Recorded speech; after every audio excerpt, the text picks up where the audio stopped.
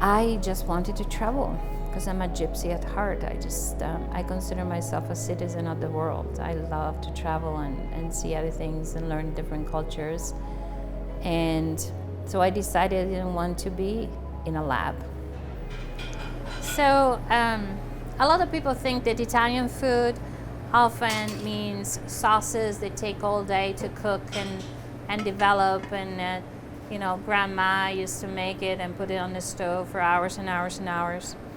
And that's true. There are some sauces that are, made and they take a few hours to really perfect. But we also have a lot of pastas, especially pastas that are really quite fast. And this is what I'd like to call the midnight pasta. When I was growing up in Italy and I would go out with my friends, we would go to the movies or get together, and then at midnight, 1 o'clock in the morning, because remember in Italy everything is later, restaurants are open until 8:30 at night. We close at 8:30. So it's midnight, 1 o'clock, and you get hungry, and what do? Then a quick spaghetti dish, we call it spaghettata, is what you normally go to because everybody in Italy has the ingredients. And it's fast, and it's delicious, and it's quick. And this is one example of a very simple dish that everybody can do. I was born and raised in a very, very small village in a region of northern Italy called Emilia-Romagna. In particular, my province is called Reggio Emilia. My village had about 8,000 people when I was growing up there. Now it's about 10,000, so no big boom in the past 30 years. It's a region of Italy famous for its food. A lot of the food that has become famous outside of Italy, like lasagna, tortellini, prosciutto, salami, things like that, come from my area. We have always in my family cooked everything from scratch.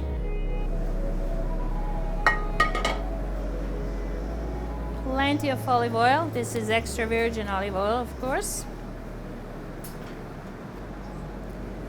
Plenty of garlic. If you don't like garlic, this is not a dish for you. Plenty of chili, and as I said, these chilies are not too hot, so I can add quite a bit. And of course you want a pinch of salt. And you don't want too much heat because you don't want to burn the garlic. Burnt garlic is a no-no.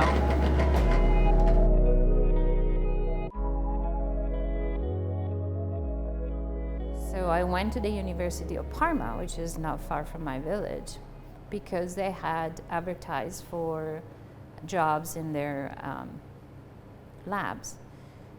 When I went there, I was asking for the applications, and all the applications required knowledge of English.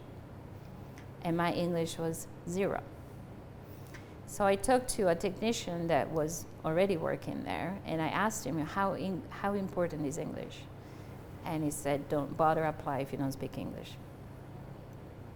And the reason is that even though they did not use English necessarily, the spoken English, they required you to be able to read English because most of the manuals for the instruments in the laboratories were written in English because the instruments came from either Japan or the United States, and English is the common scientific language.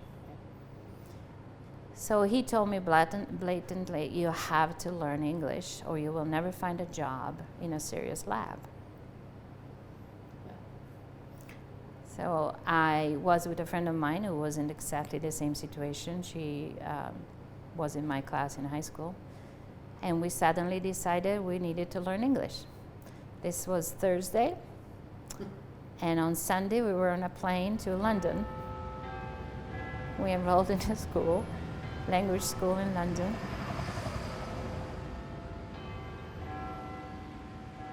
We were there for 3 weeks. My friend hated it. And after 3 weeks, she said, I don't care. If I never get the job I want, I will never do this again. And so she gave up on English, and eventually she found a job in a lab that tests milk for cheese making and butter making and things like that. But I loved it, and I decided I really enjoyed learning. We were there for 3 weeks, and then we went back to Italy. And as I said, she hated it, and I loved it. I was absolutely excited. So I begged my parents to let me go back. And I went back for 2 months, and I learned a lot in 2 months because I made a point of not talking to any Italians, not befriending any Italians. I'm just concentrating on English. I made some big bloopers, but I learned. And then I went back to Italy, and I enrolled in a classic, foreign language course, like 4 hours a week, for 9 months. And I realized that I had learned so much more in 2 months in England than I had in 9 months in Italy, that it wasn't really worth the time and the money for one of those courses. So I begged my parents to let me go back to England. And the following year I went back for 6 months. And this is the result. So, of course I improved it over the years.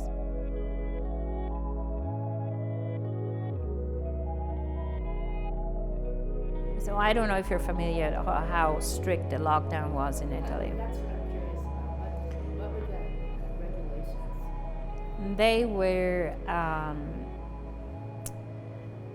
I think they were the strictest regulations in the Western world. They call them draconian regulations, but ultimately I think it helped us get ahead of COVID. So, for instance, my village, as I mentioned earlier, has only about 10,000 people. You could not travel from one village to the other. There were police checkpoints and military checkpoints everywhere.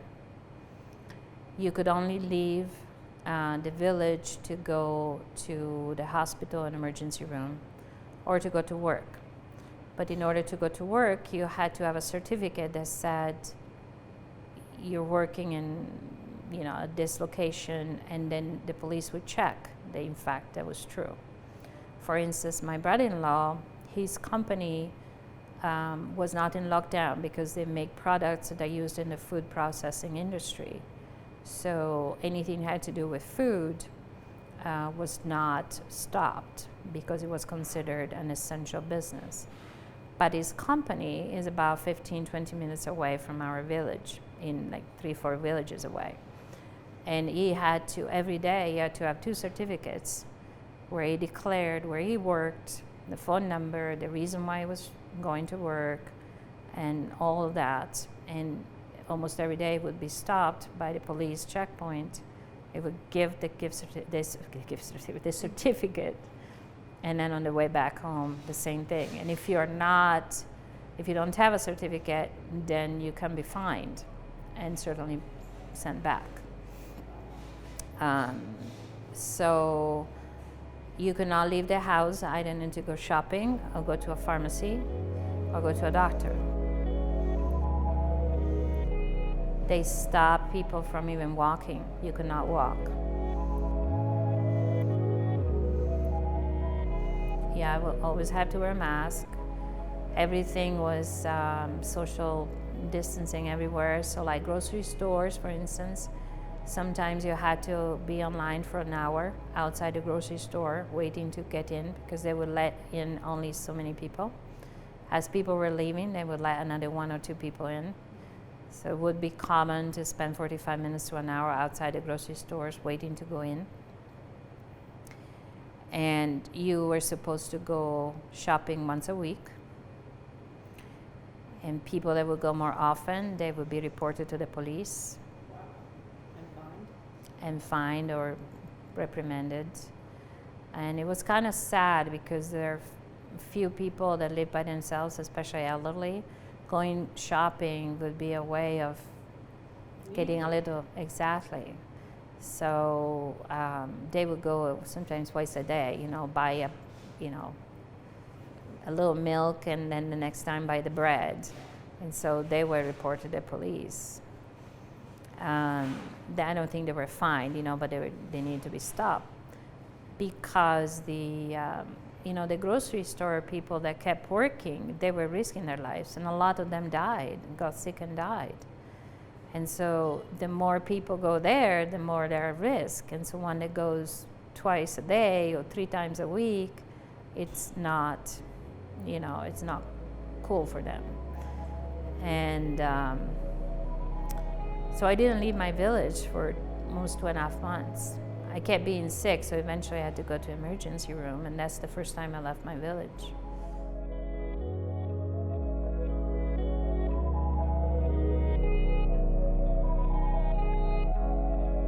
My theory is that when the immigrants left Italy and came here, and we're talking about mid-1800s, beginning of 1900s, because remember, Italy was poor. A lot of people, millions of people, left Italy to go find a better life somewhere else. South America, North America, some in Asia, other parts of Europe. They did not find the ingredients to make the recipes they were used to. Of course, now you can go to a grocery store and you find all sorts of imported items. Not then. But what they found is an abundance of meat. This country has always been meat galore. You have immense spaces, huge herds, and meat has always been available and abundantly available and relatively inexpensive. So they found tomatoes, a lot of tomatoes. Tomatoes are common in Italy, central and southern Italy, not so much in the north. We have more white sauces in the north. But so they adapted their recipes, creating a totally new cuisine that developed from what they had available here. And it was a celebration of the abundance of this country. But it developed in a different direction than what I know. And so I decided that it may be worthwhile to try and offer what I knew to Grand Junction to see if they liked it. And it's not a comparison, it's not a judgment that I'm making. I'm just saying these two cuisines started the same but then developed in different directions because of availability of ingredients and